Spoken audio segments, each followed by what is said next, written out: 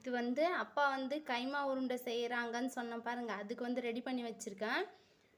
புதினா கொஞ்சம், கொத்தமல்லி தழை, தக்காளி, வெங்காயம் இதெல்லாம் க்ளீனாக அரிஞ்சு வச்சுட்டேன் நான். இப்போ வந்து அப்பா என்ன பண்ணுறாங்கன்னா, அது சின்ன சின்னதாக பாருங்கள், சின்ன சின்னதாக கட் பண்ணி வச்சிட்ருக்காங்க. இந்த மாதிரி சின்ன சின்னதாக கட் பண்ணி இதில் வந்துட்டு அதோட எலும்பு, ஒரு கொஞ்சம் எலும்பு இருக்கும் இல்லைங்களா, அதெல்லாம் தனியாக எடுத்து வச்சிட்ருக்காங்க. பாருங்கள், இது ஃபுல்லாகவே கட் பண்ணணும். கட் பண்ணிவிட்டு நான் காட்டுறேன் இருங்க.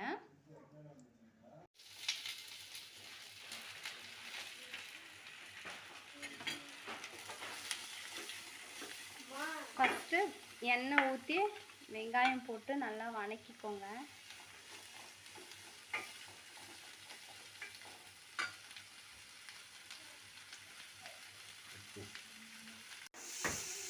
வெங்காயம் ஓரளவுக்கு நல்லா வதங்கணும். அந்த நம்ம க்ளீன் பண்ணி வச்சுருந்தால புதினா கொத்தமல்லி வந்து அதில் வந்து போட்டு நல்லா வதக்கணும். இந்த மசாலாவை பொறுத்த வரைக்கும் நல்லா வதக்கிறதுல தான் இருக்குது. பச்சை பச்சையாக வதக்கிட்டிங்கன்னா நல்லா இருக்காது.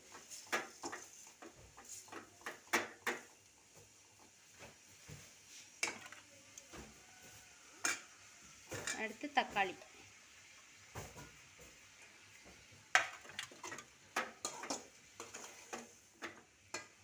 இதெல்லாம் நல்லா வதங்கணும். நல்லா வதங்கிட்டுக்கப்புறம் காட்டுறேன் இருங்க. இதில் அப்பா இப்போ இஞ்சி பூண்டு பேஸ்ட்டு போட்டார். போட்டு நல்லா வதக்குங்க. இது வதக்குனாங்க இல்லையா, அது வதக்கிட்டுக்கப்புறம் அரைச்ச மசாலா இது தான்.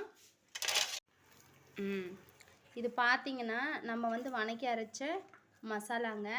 அதிலேருந்து ஒரு கொஞ்சம் மசாலாவை எடுத்து இந்த குட்டி குட்டிஸாக கட் பண்ணி வச்சுருந்தோம் இல்லையா கறி, அதில் போட்டு மிக்சியில் போட்டு நல்லா அரைச்சிருச்சு அப்பா. இந்த மசாலா கொஞ்சம் கறி ரெண்டு போட்டு மிக்சியில் அரைச்சி லைட்டாக பாருங்கள், இந்த மாதிரி சின்ன சின்னதாக உருண்டை பிடிச்சி வச்சுக்கணும். இதில் எங்கள் அப்பா திருப்பும் என்ன போட்டிருக்காங்கன்னா, அதே தூள் தாங்க. சிக்கன் மசாலா தூள் கொஞ்சம், தனியாத்தூள் கொஞ்சம், உப்பு, மஞ்சத்தூள், அப்புறம் கறி மசாலா தூள் அது மட்டும் கொஞ்சம் திரும்பவும் எக்ஸ்ட்ரா சேர்த்திருக்காங்க. ஏன்னா கறின்றதுனால கொஞ்சம் உரைக்கணும் இல்லையா, அதனால இப்படி குட்டி குட்டிஸாக நிறைய உருண்டைங்க பிடிச்சி வச்சுட்டு பாருங்க. இதெல்லாம் ஃபுல்லாக ரவுண்டு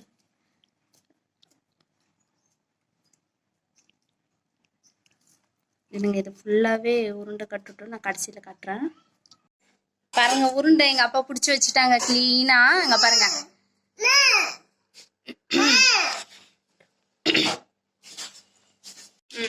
இதில் எண்ணெய், கடுகு, கருவேப்பிலை போட்டாச்சு. அடுத்து வாங்க கருவேப்பிலை போட்டுடலாம்.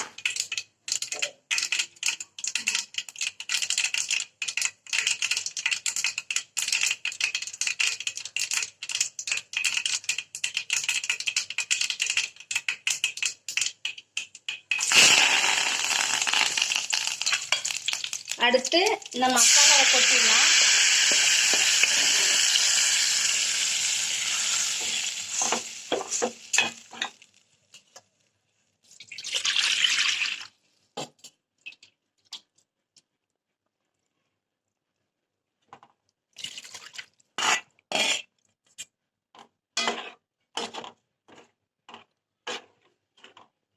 இது நல்லா கொதிக்கட்டும். இது நல்லா கொதிச்சதுக்கு அப்புறம் அந்த நம்ம உருண்டை கட்டி வச்சிருக்கோம் இல்லைங்களா, அந்த உருண்டையெல்லாம் இதுல எடுத்து போட்டுட்டு அது நல்லா வெந்ததுக்கு அப்புறம் இறக்கிடுவோம். அவ்வளவுதான், குழம்பு ஆயிடுச்சு. இது நல்லா கொதிக்கட்டும். கொதிச்சதுக்கு அப்புறம் நான் காட்டுறேன். குழம்பு நல்லா கொதிக்குதுங்க. நம்ம வந்து பாருங்க, இந்த உருண்டையெல்லாம் அதுல எடுத்து போட்டுடலாம். வாங்க.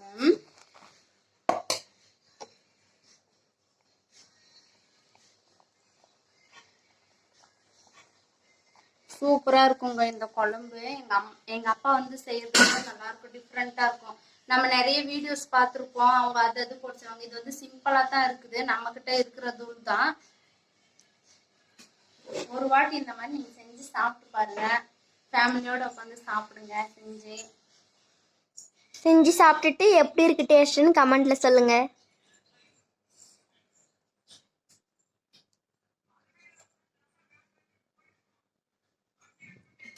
என்னடா திடீர்னு எங்க அப்பா போயிட்டு நான் வந்துட்டேன்னு பார்க்காதீங்க.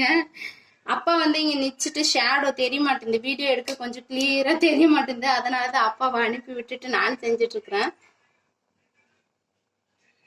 பாருங்க எல்லாமே முழுங்கிடுச்சு. முழுங்குற வரையும் போடுவோம்.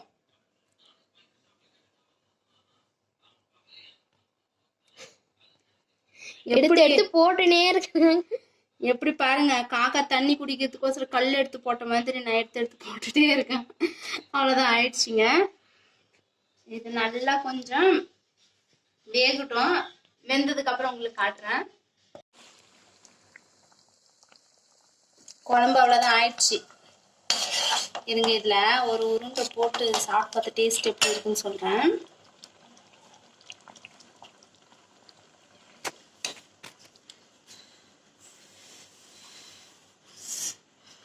செம்ம சூடா இருக்கு.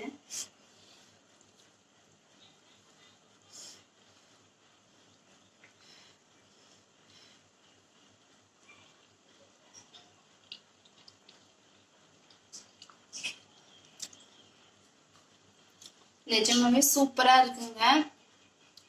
அதாவது சின்ன சின்ன குழந்தைங்க கூட சாப்பிடலாம். ஏன்னா காரம் வந்து மைல்டா தான் போட்டு செஞ்சிருக்கப்ப எல்லாமே கரெக்டா இருக்கு. உப்பு மட்டும் லைட்டா பத்தல, அவ்வளவுதான். மற்றபடி நல்லா இருக்கு. நீங்களும் இந்த மாதிரி செஞ்சு சாப்பிட்டுட்டு கமெண்ட்ல சொல்லுங்க. பிடிச்சிருந்தா எங்க சேனல்ல லைக் பண்ணுங்க, ஷேர் பண்ணுங்க, மறக்காம சப்ஸ்கிரைப் பண்ணி வச்சுக்கோங்க. ஆமாங்க. சரி, இவ்வளவு நேரம் எங்க வீடியோவை பார்த்ததுக்கு ரொம்ப தேங்க்ஸ். ரொம்ப ரொம்ப நன்றி. அடுத்த வீடியோல மீட் பண்ணலாம். Bye bye.